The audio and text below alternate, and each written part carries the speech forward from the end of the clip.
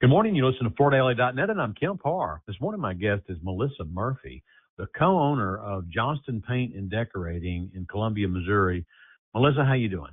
I'm good, Kemp. Thanks for having me on. Good to talk to you. Well, I've known you about 20 years. First met you at a Shaw Advisory Council, and I've stayed in touch with you. You've got a real interesting business that turned 100 years old last year. First, though, I wanted to say congratulations. It was just announced yesterday that you are the winner of the WFCA Tom Jennings Award. So well deserved. Thank you. That award came out of left field for me. I have the good fortune of knowing Tom and still participate in some weekly emails that he sends out. It is really just an honor to be awarded something for a gentleman that has spent his lifetime in teaching good values and business sense related to the floor covering industry. Let me just say, as you look at your website and you find out kind of how y'all list who we are, your servant leaders, the owners are listed at the bottom, which is rare. You've been active in the marketplace, giving back, helping Shaw, helping the WFCA know what some of the challenges are out there in the business. Let's go back to the business a minute. It turned 100 years old last fall. Fantastic.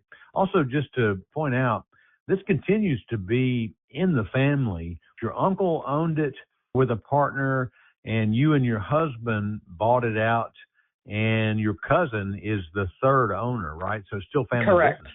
Yeah, I like to call it fourth generation stair step. Always family held. We're only the fourth set of owners to have held it. We've been in an ownership position since 2013.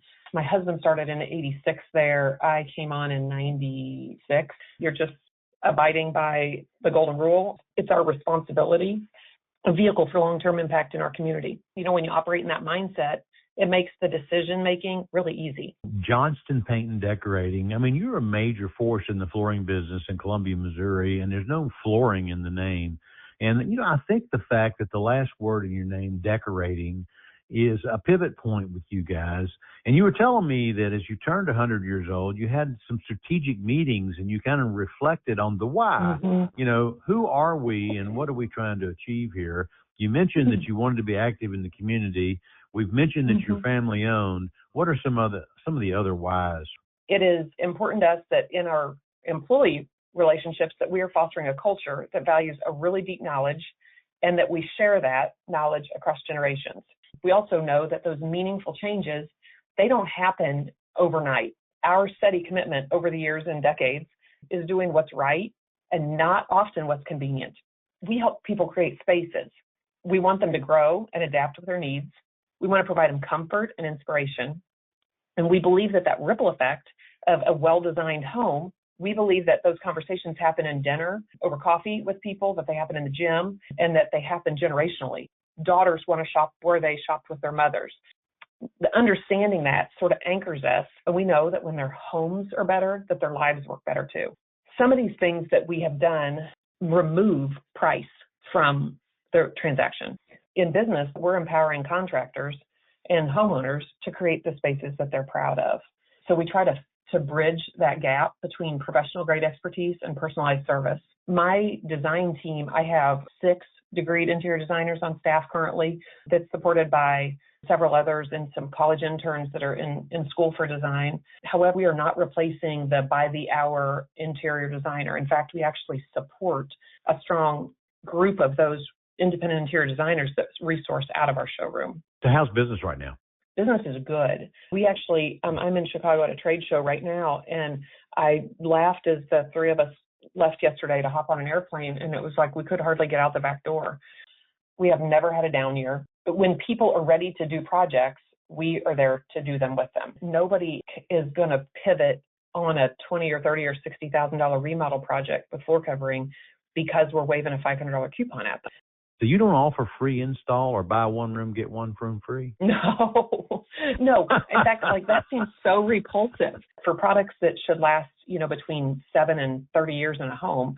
It just seems repulsive to me to, be waving sale flags. So let me ask you real quick, what's selling right now? What's hot in your store, flooring-wise? We're still selling an awful lot of hardwood.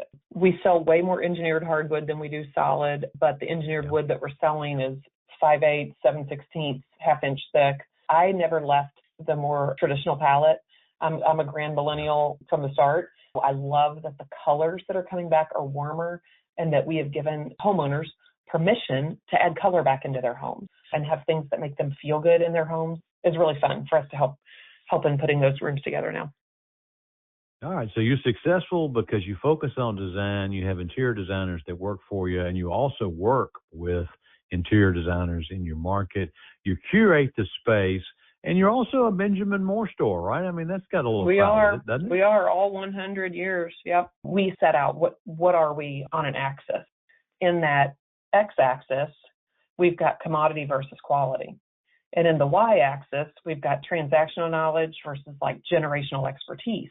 It's about like, where do we want to be in there? And we identified people in our marketplace, like who's the commodity guy here and who's the guy that's only about quality and who are the big box chains. Lowe's is in town or Home Depot's moving to town. And what we realized was they were actually giant billboards for us, for our client base. They serve an absolute purpose. And there are a lot of people that love parking 300 meters away and pushing a shopping cart in and praying like hell that they're going to get 4 boxes of the same Guy Lotta tile. And God love them. That sent those customers away from us into there. The other one, which we deal with a lot on the paint side, is this corporate-led competition. So the Sherwin-Williams in paint. We have this niche where we want to provide quality and that we have a process-oriented approach. We can take time to curate what the products are that people need, whether we're talking about quarts of paint or whether we're talking about thousands of square feet of hardwood.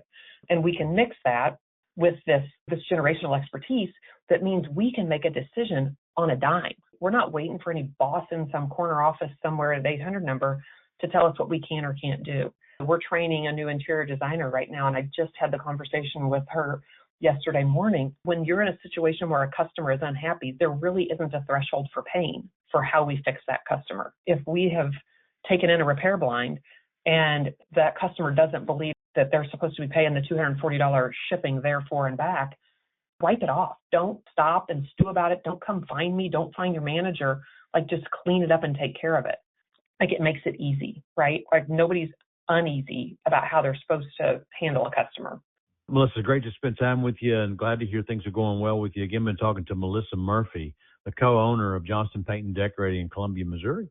And you've been listening to Kemp Harr and FloorDaily.net.